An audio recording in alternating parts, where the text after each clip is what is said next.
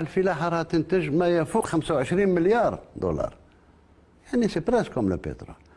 صنعت فاكهة الدلاع الحدث لدى الجزائريين منذ بداية الشهر الفضيل بسبب الارتفاع الجنوني في أسعارها، لتصبح فاكهة لمن استطاع إليها سبيلا، كما تحولت إلى مصدر تهكم لدى الفيسبوكيين. خبر عاجل.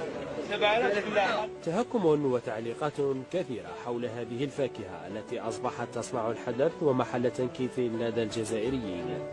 هذه الفاكهة بلغت أسعارها مستويات قياسية، وصل سعر الكيلوغرام الواحد منها إلى 100 دينار جزائري، وهو ما حير أرباب العائلات لسعر هذا المنتج. خلى الفلاحة نتاعنا اليوم صبحنا نتباهى بها بالسكوت وبصمت وبعمل جاد مثل ما يعرفوه الفلاحين.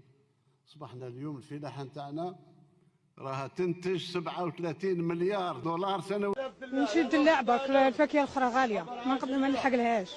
تاعي قيسي ما نتوشيش البنان، نشري حاجه اللي قيسيش، نشري مندارينا، نشري تشينا حاجه تاع الشهر. بنتي شرات زوج حبات جاوها ب 30,000 في الحانوت اللي قدامي. سيفري لي اكسيسيف، انا موالف نشريه مي شهر هذا ما شريتوش.